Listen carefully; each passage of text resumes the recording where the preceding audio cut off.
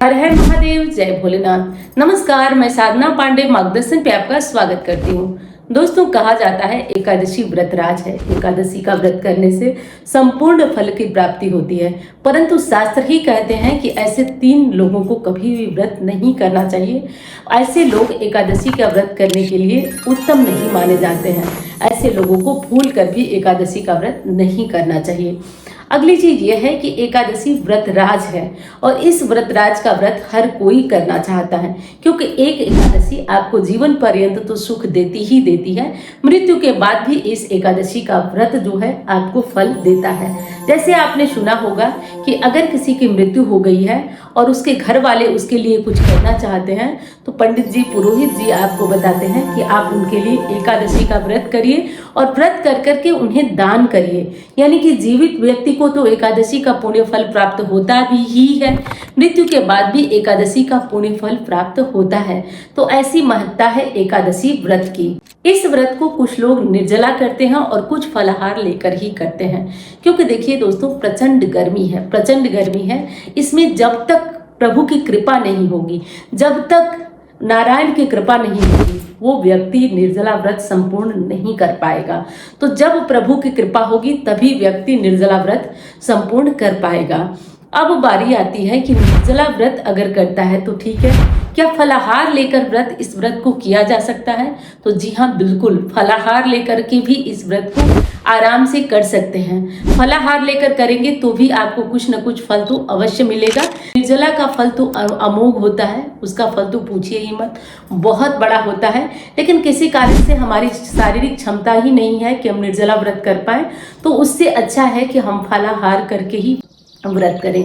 एकादशी का नियम क्या है, एकादशी में पारण कैसे करना चाहिए, वो सारे वीडियो चैनल पे अपलोड हो रही हैं। तो आपने चैनल को सब्सक्राइब नहीं किया तो कर लीजिए, और हाँ, वीडियो पसंद आए तो लाइक करिएगा, चैनल को सब्सक्राइब नहीं किए तो कर लीजिएगा, मेरा भी हौसला वर्धन होता रहेगा। अब बारी आती है कि एकादशी में और कौन सा नियम है जो करने से अमोघ फल की प्राप्ति होती है। देखिए दोस्तों, आप एकादशी का व्रत किसी कारण से नहीं कर पाते हैं या शास्त्र सम्मत आपको अनुमति नहीं है कि आप एकादशी का व्रत कर पाए, तब भी आपको 5 काम बताती हूँ जो आप कर सकते हैं।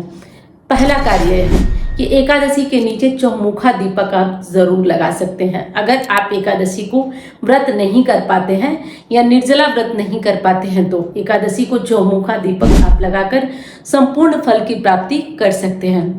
दूसरी चीज है कि एकादशी को आप और क्या कर सकते हैं। एकादशी तिथि में आप कुछ विशेष कार्य और कर सकते हैं, जैसे कि शरबत का दान कर सकते हैं। एकादशी तिथि में कुछ और कार्य आप कर सकते हैं, जैसे कि भगवत गीता का पाठ। अगर आज के दिन 7वें अध्याय के भगवत गीता के 7वें अध्याय का पाठ किया जाए तो इससे पितरों को मुक्ति मिलती है, तृप्ति मिलती है। तो ये कार्य आप कर सकते हैं। अगली चीज है कि अगर आप निर्जला व्रत हैं तो भी आज गौ माता को रोटी, गुड़, चना ये सब खिलाने से आपको पुण्य फल की प्राप्ति होती है। चौथा कौन सा कार्य है जो आपको करना चाहिए? तो देखिए दोस्तों, चौथा कार्य है कि आप भगवान विष्णु की आराधना करें। ओम नमो भगवते वासुदेवाय पूरे दिन आप कंठ से चलता रहना चाहिए। ऐसा अगर करते हैं तो आपका व्रत संपूर्ण तरीके से व्रत होगा और आपको पूरी तरीके से व्रत का फल प्राप्त हो ही जाएगा। इस व्रत के फल के लिए आप चिंता ना करें, क्योंकि जो व्रत कर लिया उसका फल मिलना तो 100% तय ही तय होता है। और देखिए, 3 लोगों को भूल कर भी एकादशी का व्रत नहीं करना चाहिए। बाल, वृद्ध और रोगी, ये 3 व्यक्ति को कभी भी एकादशी का, निर्जला एकादशी का व्रत नहीं करना चाहिए, क्योंकि देखिए, सबके शरीर में परमात्मा होते हैं और अपने शरीर को आवश्यकता से अधिक कष्ट देते हैं, तो इससे परमात्मा को भी कष्ट होता है। जैसे कि कोई गर्भवती महिला है तो वो इस व्रत को करेगी तो उनके गर्भस्थ शिशु को भी समस्या होगी। कोई बीमार है, शरीर को दंड देकर, कष्ट देकर अगर इस व्रत को करेगा तो इससे भी प्रभु को कष्ट होगा। कोई बालक है जिसको जल्दी जल्दी भूख, और आपको तो पता ही है कि बाल्यावस्था में जब बच्चे छोटे होते हैं तो उनको भूख और प्यास जल्दी लगती है। वैसे तो नियम कहता है कि आप 8 साल से ऊपर के बच्चों को व्रत करवा सकते हैं, लेकिन जिस बच्चे को भूख प्यास जल्दी जल्दी लगती है वो भी एकादशी का व्रत न करे। और रही बात और रोगी की, तो रोगी व्यक्ति को औषधि लेना, दवा लेना अनिवार्य होता है। तो ऐसा व्यक्ति भी भूलकर एकादशी का व्रत न करे।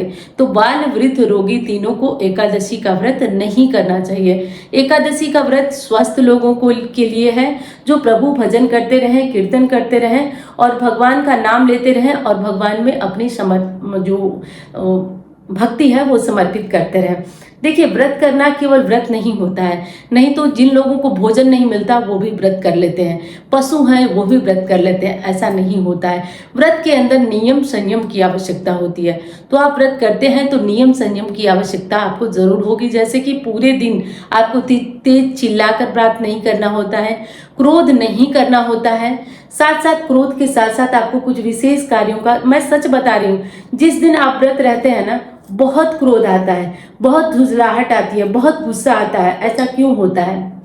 ऐसा इसलिए होता है कि आपका व्रत बेकार हो जाए, आपकी परीक्षाएं चल रही होती है कि व्रत का संपूर्ण फल आपको देना है या नहीं देना है।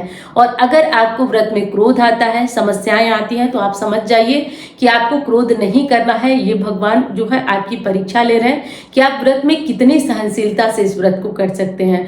तो कतई क्रोध न करें, निराश न हो, किसी बात को लेकर अपशब्द न करें। या बहुत लोगों को देखे होंगे तो व्रत के दौरान भी ये बोलते हैं कि हमारे तो भाग्य में ऐसा है, हमारा कहाँ ऐसा हो सकता है, हम तो जैसे हैं वैसे ही रहेंगे, भगवान हमारी कहाँ सुनते हैं। ये सब मत बोला करिए, क्योंकि ये सब बोलेंगे ना तो निश्चित तौर पे आपके भाग्य में समस्याएं आएंगी, परेशानियां आएंगी और आप परेशान होते रहेंगे। तो कतई ये सब तो बिल्कुल मत बोलिए। व्रत है तो, और ना व्रत रहे तो भी आपको ध्यान रखना चाहिए, क्योंकि कई किताबों में मैंने पढ़ा है कि आप जैसा सोचते हैं, मैंने बहुत अच्छी अच्छी किताबों में पढ़ा है कि आप जब, और हाँ, जो महात्मा बुद्ध हैं उन्होंने भी कहा है कि आपकी सोच को ही आपको ज्यादा ध्यान देना है, क्योंकि आप क्या सोचेंगे ये इस पे आपका बस नहीं है, लेकिन जो आप सोचेंगे वैसा बनेंगे। ये उन्होंने कहा है, इतने बड़े महापुरुष ने। तो सच बात है कि हमें अपनी सोच का भी ध्यान देना चाहिए, क्योंकि हम अच्छा सोचेंगे तभी तो अच्छा बनेंगे। और मैंने कई लोगों के मतलब एक्सपीरियंस भी देखे हैं कि वो बोले थे कि हम ऐसा सोचते थे और आज हमारी लाइफ में ऐसा हुआ है। तो आप भी पहले अपनी सोच को सकारात्मक रखिए, अच्छा रखिए, और कुछ भी बुरा, मैंने तो व्रत के लिए कहा, आप ऐसे जीवन में भी कभी बुरा मत बोलिए। बुरा बोलने से हमारे जीवन में वो चीजें होती आती हैं।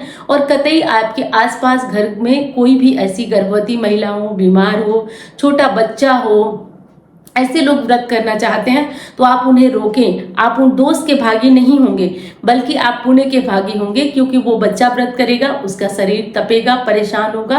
वो गर्भवती महिला व्रत करेगी, वो बीमार व्यक्ति व्रत करेगा तो परेशान होगा। इसलिए मेरे दिमाग में ये बात आई कि मुझे वीडियो बनाकर आप सभी को बताना चाहिए। तो मैं उम्मीद करती हूँ कि ये वीडियो आपको अच्छी लगेगी, और वीडियो पसंद आए तो लाइक करना भूलिएगा मत। आप लोग भूल जाते हैं तो प्लीज ऐसी ऐसी बातों के लिए लाइक करिए, ताकि मैं आगे भी मोटिवेट होकर और सारी वीडियो बनाती रहूं। तो मिलती हूँ अन्य वीडियो में। धन्यवाद।